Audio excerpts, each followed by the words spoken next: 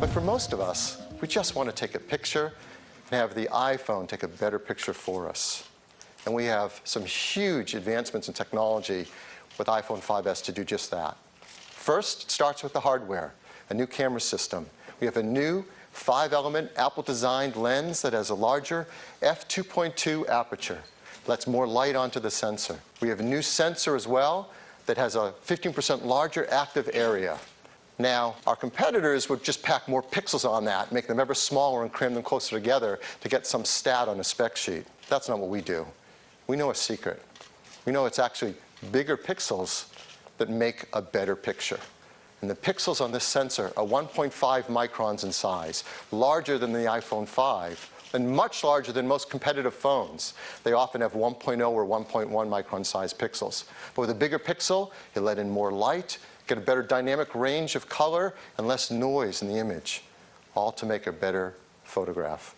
The new software in iOS 7 has been designed to take advantage of this new sensor, as well as the image capabilities of the A7 chip, which are remarkable.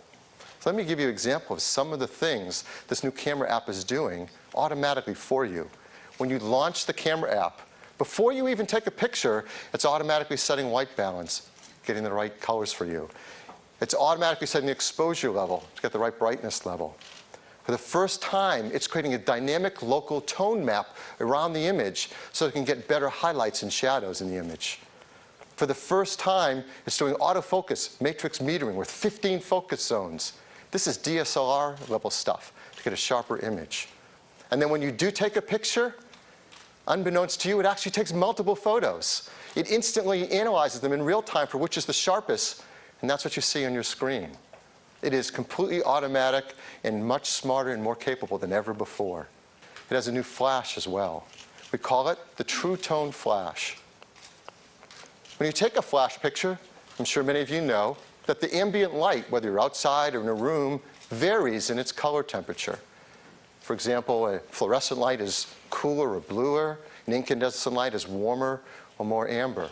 Whatever color your flash is, it's going to clash with the color of the lighting in the room and give you a photo that doesn't look quite right, especially skin tones because skin is so reflective.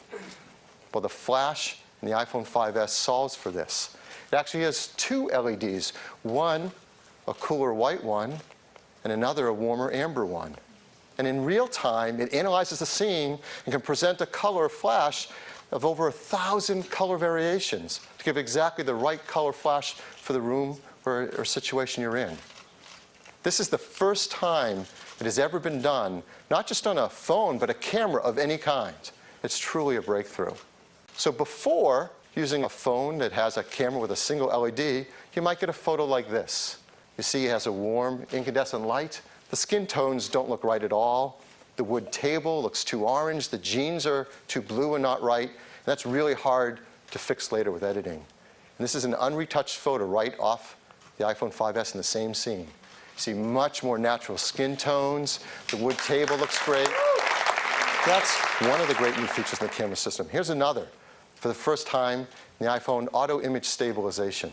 We've all run into situations like this. In a room, maybe a little bit less ambient light, the subject is moving, it needs a long exposure to get a picture, but that means you're going to blur in your photo. So this isn't a keeper, you've got to get rid of this photo. But in the iPhone 5s, you get a much sharper image in the same situation. What is it doing? It actually, with a single press of the shutter, takes multiple photos and is able to combine them for the right exposure level, but select the parts of the image that can be sharpest on that short exposure time, all done instantly in real time. Here's another great feature of this camera system, a fun new burst mode. So when you go to take your picture, if you hold down on the shutter button, it'll burst a bunch of photos. It can actually take 10 frames a second for as long as you hold your finger on the shutter. So it can work like this. So in 2 seconds, we just took 20 photos of that scene. Now, if every time you did this, you had to go into your camera roll and sort through all those photos, well, the fun would be lost. but the team has done a brilliant job.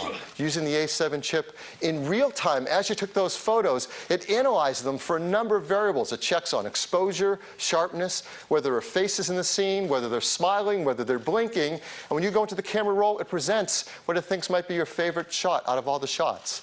You don't have to select them. You can go inside and select any of the other ones you want. They're all there, but it picks the best one. If it notices a shot like this one that was an action sequence, it'll pick a couple shots to represent the major motions in the action, so you have a few photos from that whole series, all done in real time automatically. One more great camera feature I want to tell you about, slow-mo. So we have a video camera you can select in the camera app. We have a second one called a slow motion camera. You select that one, and then you can create scenes with slow motion, like this.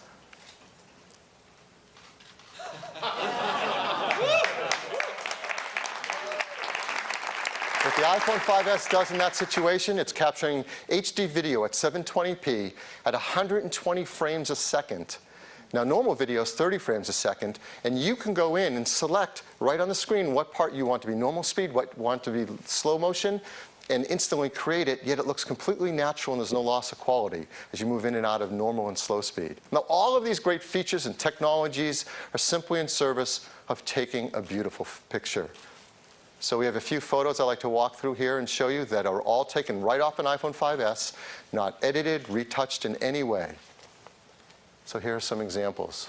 Just a beautiful macro shot. You see a great dynamic range of color in this image. A still shot, you see great sharpness. With its better low light capabilities, you can get photos in all different situations that come out even more beautiful. This is a California ground squirrel, or Spermophilia beachy, if you don't know it.